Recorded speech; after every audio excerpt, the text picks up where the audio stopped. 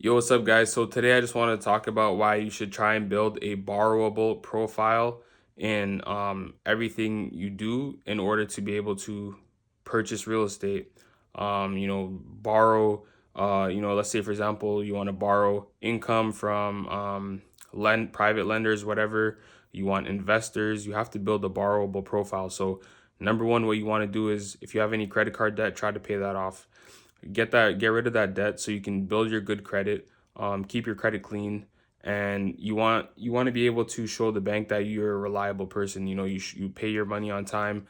You want to make sure that's clean, because when that's clean, you get better mortgage rates. You get better finance rates. You can purchase cars for a lot cheaper.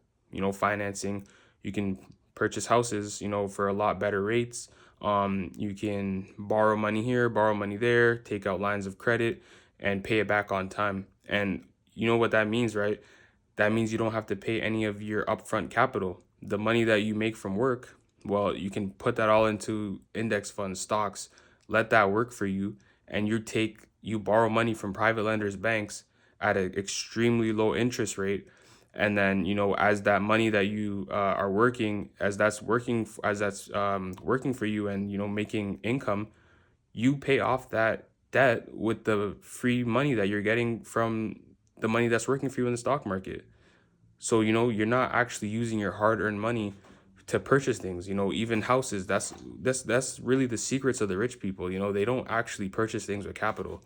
They don't purchase things in cash. They're not going to go and buy cars like, everyone says, I bought my car in straight cash, 15,000, 10,000. People who are wealthy aren't doing that, because they realize that what's the point? If they have a 500,000 in the stock market, $1 million in the stock market, 2 million in the stock market, and the stock market is giving them 7% returns, which is almost 150,000, 140,000 a year, and they want to buy a new, let's say for example, they want to buy a new Tesla, right?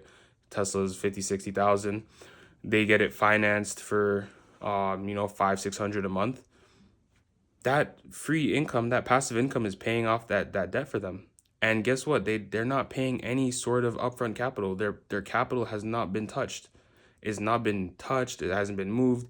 They're pretty much driving a Tesla for free. They're writing it off on tax time. They're using it for their business. They're even if they don't have a business, they're opening up some sort of side hustle business, and they're writing it off on tax time. And those are the secrets of the wealthy. You have to understand that what you should do is try and increase your yearly income. Try and increase your yearly income to as much as you can. Don't worry about the after tax, right? Which is the net pay. Just worry about the gross. If you're, let's say for example, your job offers you 56,000 or 60,000 a year, or 50,000 a year salary, 70,000 a year salary, 80,000 a year salary, but after tax, let's say it's 80,000, right? After tax, you're making, let's say, 60 or 56,000. Capital wise, you're gonna have 56,000, but gross wise, your job on paper says 80,000. That's what the bank's looking at. That's what private lenders are looking at. They're looking at your gross pay, because that's what you're getting. But now where that comes into play is you can now borrow money effectively if you know that you're reliable to pay it back, and you can get it at way lower interest rates, because these people, they don't care. They want to make money. That's like, okay, they're gonna give you $15,000. They want to at least make a few thousand off that 15. Or maybe not a few thousand, but they at least want to make $500 off that 15,000. Or they're gonna loan you 10,000. They at least want to make $200 off that 10,000, within the time frame that they give you. So they know you're good to pay it back, and you're good to pay it back, and you understand money, and you know how money works. You're gonna take advantage of that situation. So become a great borrowable profile. Have a great borrowable profile. Increase your yearly income, pay off your debt, keep your credit card amount very low. Don't have it to the top, the tip where you're paying like $50 a month, and you're at the threshold. Pay off any debts you try. Well, if you have debts, it's kind of hard to pay off the debts, especially when you're kind of living paycheck to paycheck. So you can work your way to doing that, like very slowly. Maybe you may have to get a second job just to pay off the debts that you've accumulated over time. And that's perfectly fine. If it takes a year or 2 years to pay off the debt, in order to have a better borrowable profile to completely decrease, like, if let's say you want to go for a mortgage, or you want to get a new car, or you want to go on vacation, all these things is going to help you, when you have that good credit, and when you have a good borrowable profile, you're clean. You want to make sure that it's good, because let's say you have a business, right? Investors come, they want to help you. They want to put money in. They're going to ask you, hey, can you show me your credit? Can you show me, the last 2 years of you working? How much have you made? Or can you show me the last couple years of your business? How is it going? They want to see that you actually are reliable. You pay off your subscriptions. You don't slack on that. Your credit's good. Your yearly income's good. You're a person of your word. You mean what you say. They are going to look at that. Investors are going to look at that, and they're going to say, okay, let's invest with this person. Let's give this person a startup of 500,000, 100,000, 200,000 to start their business, because we believe in it. That's what you want to do. You want to build a borrowable profile. So right now, if you're watching this, set a plan, make a plan to, try and start paying off your debt, within the next 2-3 years, and get rid of that debt. And, life will be a lot more easier, because now you can actually start to use other people's money and understand how money works too. Because when you start to use other people's money, you can pay it off on time.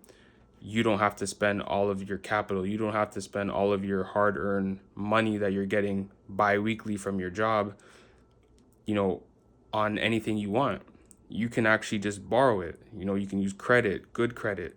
You can take out better credit cards. You can take out, the platinum card. You can take out the tier 1 cards, because you have good credit. You have a good yearly income, and they give you better points for that. Some places you go and shop at the grocery store with the tier 1 credit card, you're getting 9 times the points. With a lower tier card, you're getting 2 times the points. So guess what happens, with the person who has a tier 1 card, after, a year of spending that credit card on groceries and rent and everything else, they can pretty much travel to whatever country they want for the next for the next 3-4 trips. They can go to wherever, they can go to California, they can go to, the Caribbean, they can go to Asia, they can go here, they can go there, and they can travel there all for free. They can stay in hotels all for free, because they've accumulated those points. But if you have the lower tier card, it's going to take a lot longer to even do that. It's going to take 5 extra years to do what that person did in 1 year. So that's all the things that good credit will do for you, and building a good borrowable profile. So try that, guys. If you like this video, leave some advice, comment, subscribe. I'll see you guys next time.